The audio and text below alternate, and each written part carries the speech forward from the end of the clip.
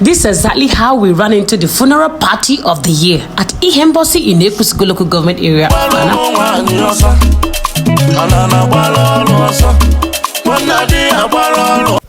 Somebody might be asking what's actually happening here.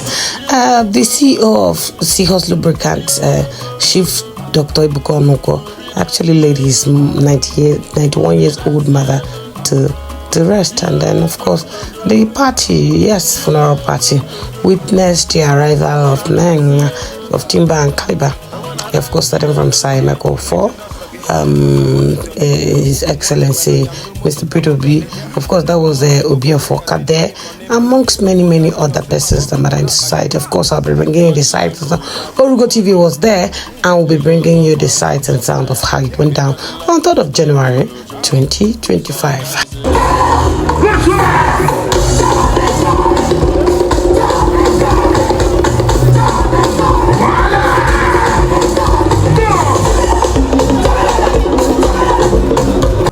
Of course, that's the man of the moment, the host, Dr. Ebuka Onunkwo, playing host with so much humility. Let's see what went down. The event was also a rendezvous for old friends to catch up with each other. You know what I mean? His kinsmen and friends also had a lot to say about the host.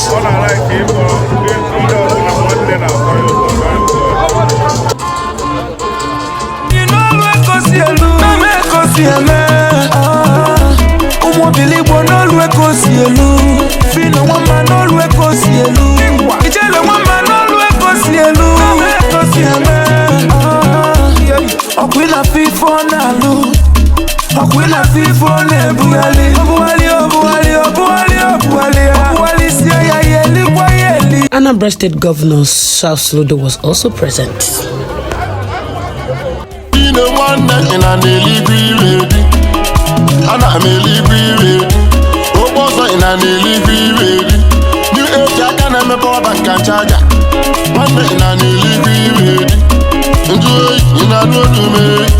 My pastor then told me, say, money is the root of all evil.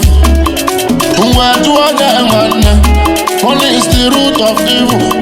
But I gave you money, collect them. I gave you dollar, collect them. Money is the root of evil. But you know they reject the money. Obonye kunu na bani. Obonye kunu na kono. Elibonye ndanga bonyo nyembu. Yo go go go. Yo go go go. Obi dance ye. Obi dance ye. Yo go go go. Yo go go go. I wanna dance ye. I wanna dance ye. Oh my God, you're cute. Big songs. Money is the root of evil. But I gave. And as expected, there were lots to eat and drink from the best caterers in town. Money is the root of evil. But you know they reject the money. Obonye kunu na bani.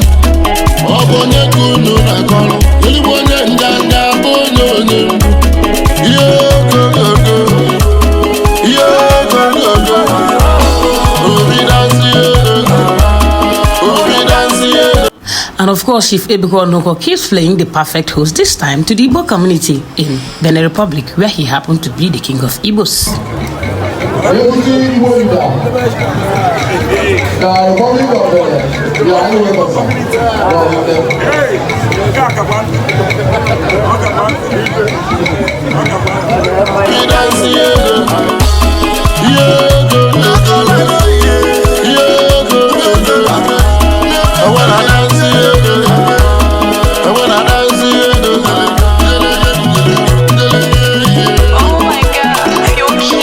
And then here comes the arrival of the men of the Imperial Philanthropic Club.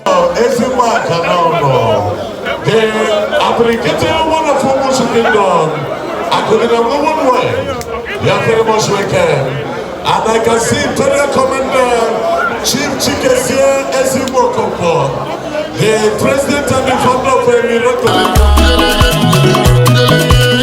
Oh my God, you're cute. The funeral party continued all through towards the night with the arrival of other dignitaries like Bishop Nozobolo and performances from great musicians and artists.